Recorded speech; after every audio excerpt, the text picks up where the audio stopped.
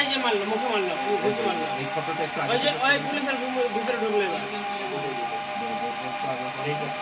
এই ছাপাটা আর ওই ছাপাটা দুটো।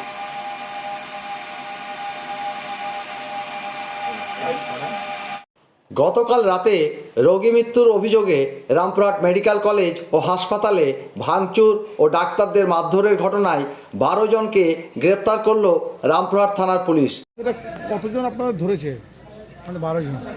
12 জনকে। এরা কি ভাঙচুরে অভিযুক্ত ছিল? না, ও ফুটেজে যাদিকে পেয়েছে তাদেরকে অ্যারেস্ট করেছে। আচ্ছা, কখন ধরেছে আপনাদের? কখনই ধরেছে না? মোটামুটি 8:30 পৌনে 9টা। বাড়ি থেকে ধরেছে নাকি? না, হসপিটালে ধরেছে। রাস্তা থেকে? কিছু রাস্তা থেকে ধরেছে, কিছু হসপিটালে ধরেছে। কতজন ছিল?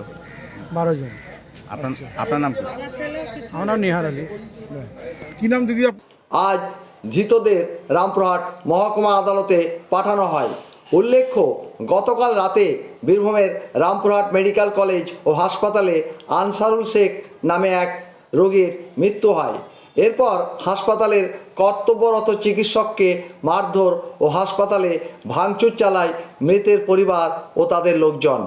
খবর পেয়ে ঘটনাস্থলে পৌঁছয় রামপুরহাট থানার পুলিশ।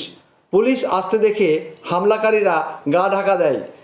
সেই ঘটনায় গতকাল রাতেই হাসপাতাল সংলগ্ন বিভিন্ন এলাকায় তল্লাশি চালিয়ে 12 জনকে গ্রেপ্তার করে রামপুরহাট থানার পুলিশ।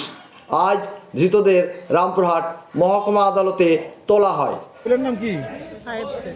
সাহেব শেখ।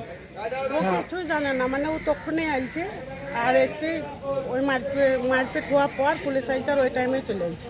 বাড়ি কোথায় আপনার? সস্পে ও জানেই না যে মারপিট হচ্ছে, ও দেখছে যে লাশ দেখতে হবে বলে আইছে। আরও ওকে 12টা 12:30 দিকে ধরে আছে ওকে।